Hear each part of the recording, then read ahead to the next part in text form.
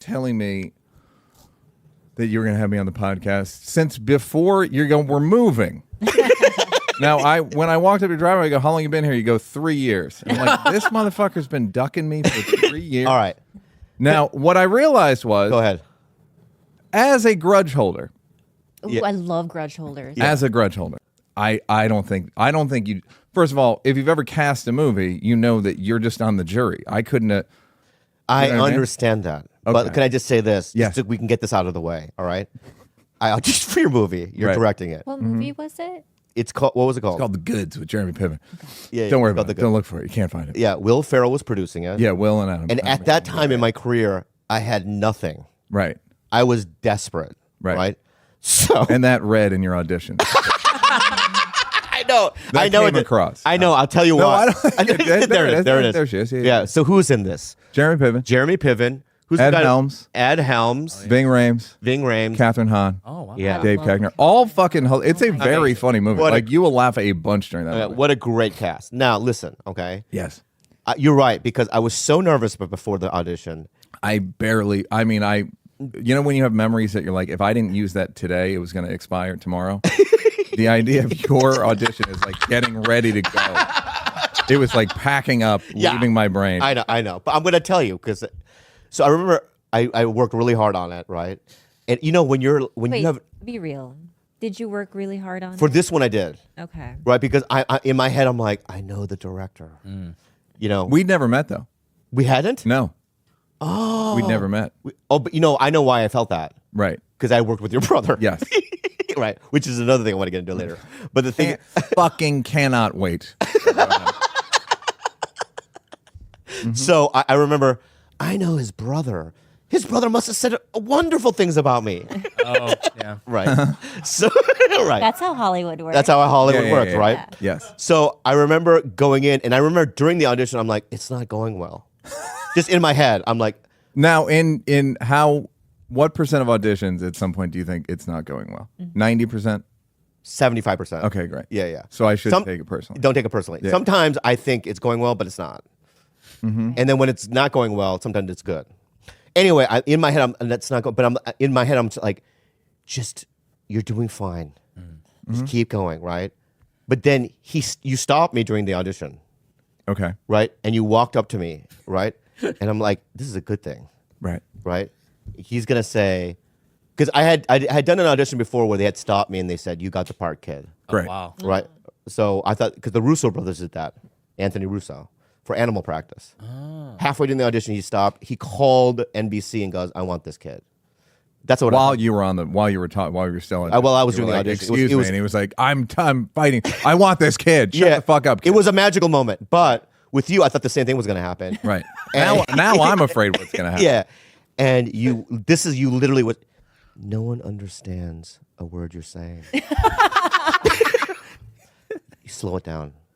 Oh. Yeah. Okay. Yeah. Slow it down. And I Right. started over. Great. But then after you gave me that note, I was out. You're done. Short Yeah. feet. I was But out. I think that's a good. First of all, Great note. Great note. Defend yourself, Neal. great note. Great note. Grudge court. Let's take this to grudge court. Yeah. Should he hold a grudge? No. And Case closed. I don't know if I'm the judge. I made myself the judge. Yeah. And I whispered it because you were probably early in the auditions because I would always whisper to actors because I'd seen directors yell at actors and I was like, this is a bad way to direct. Yeah. Yell. Because it Yell makes next it. time. Yell? You prefer me to yell? I like yell. Oh, that's interesting. Yeah. But the problem is if I give you a note, Bobby, Right. Then- Okay, 4K porn. All right. somebody's in a relationship with somebody. Yeah. I like 4K porn because I don't like the opposite, which is blurry porn. Because growing up, even earlier, the early days when I used to go on the road, we didn't have to get porn, you would have to look at some weird channel. You also had to go to the fucking store. That's the thing that it's very hard to express Right. to people. I would have to if I was like, I want to masturbate. Well, where are my keys?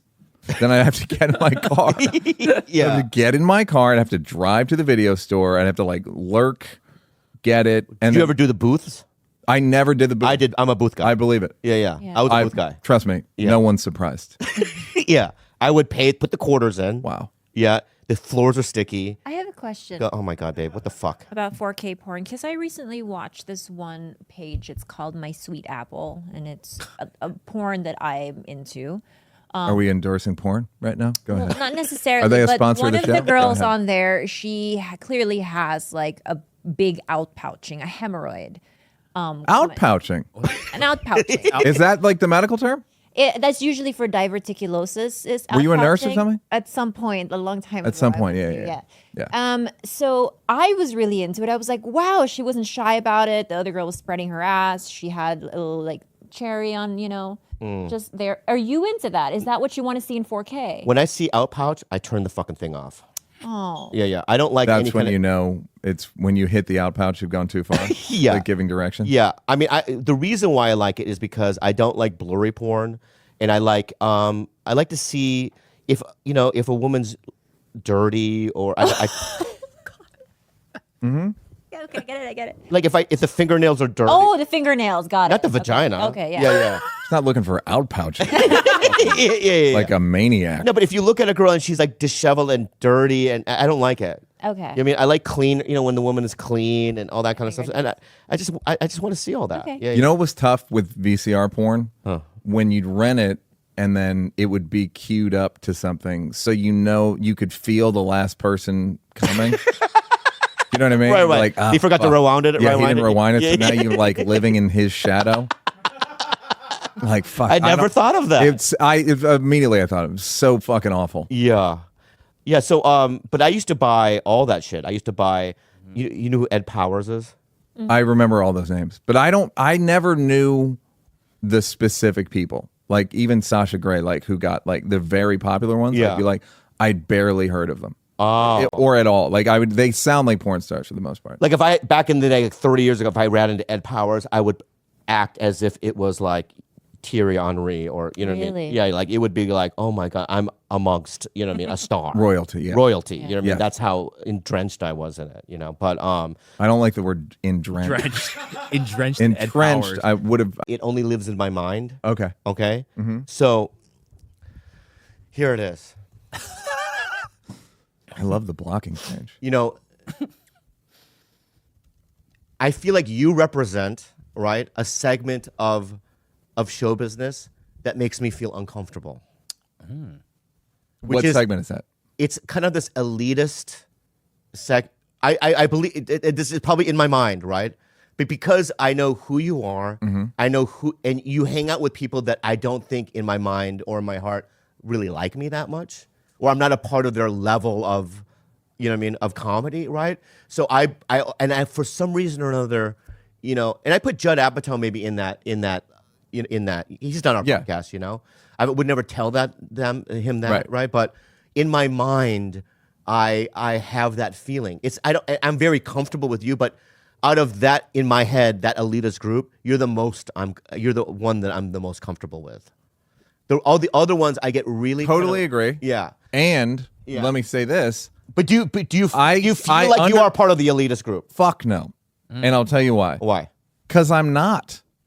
Because I haven't gotten a movie offer since that Piven movie. So I was like the guy who was like, I was like a college basketball player, got drafted, and then was a bust because I did a movie that was funny that wasn't popular because for a lot of reasons. But so I'm considered a bust.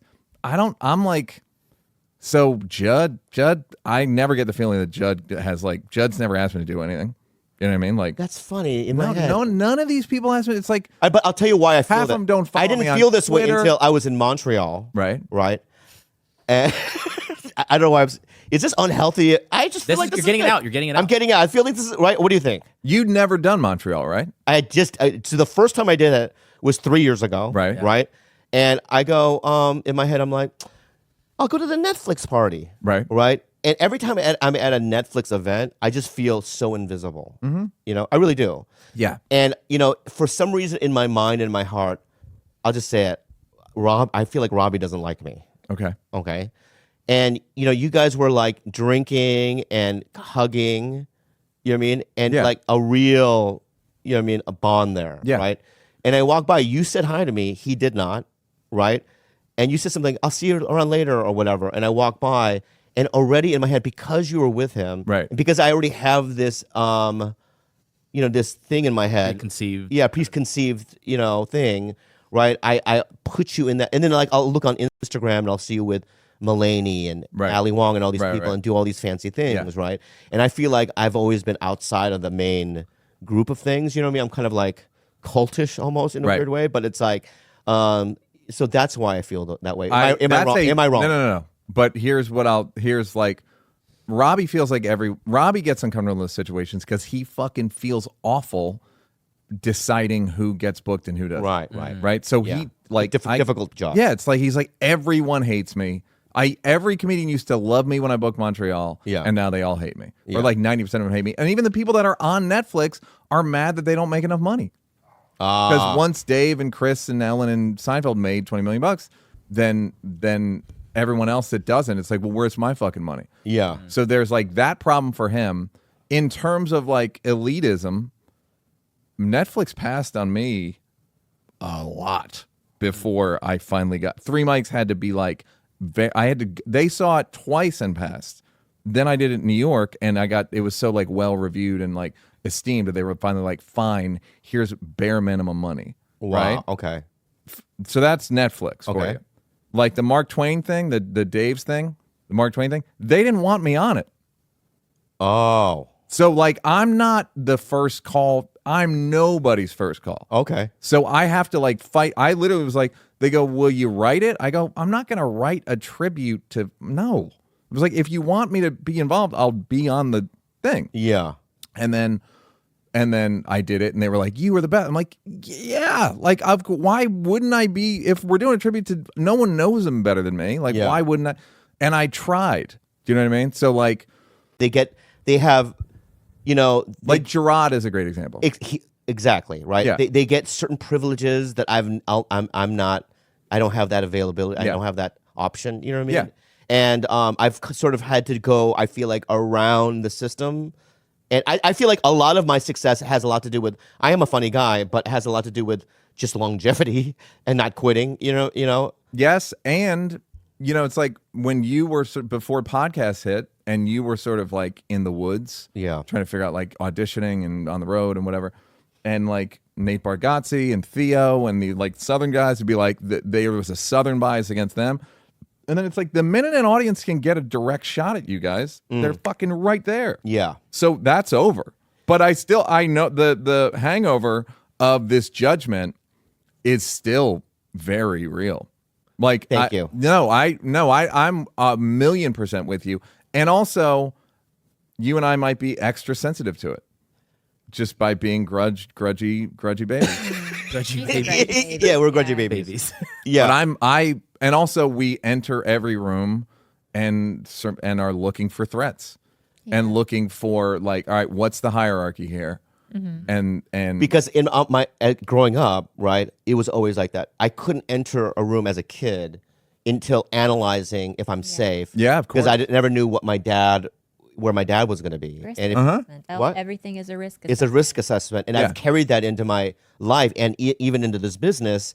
And it's like I never knew I was doing that before therapy, right? Yeah. But now I understand. I do that everywhere. You do what I do. Like, I always mark my exits Oh, yeah. everywhere. In a supermarket or in a conversation, I'll always know three things, like 3 topics ahead of time to mark my exit out of it. It's just I mark my like exit you'll earlier. plan. But no, but I'm saying, so Streamed you're like, you plan like you hit like 3 themes. Yeah, so it's like if I'm in Pardon the Interruption I'm- on ESPN, where you have like the themes Right. and then it goes Oh, away. yeah. I'm a fake extrovert. I can function well in like a social setting, but I'm usually dying on the inside. So I have the 3 things that I know, like I'm pretty good at talking about. And then once that 3rd thing is over, I know how to seg my way out of it. Right. And that's a coping Is mechanism. it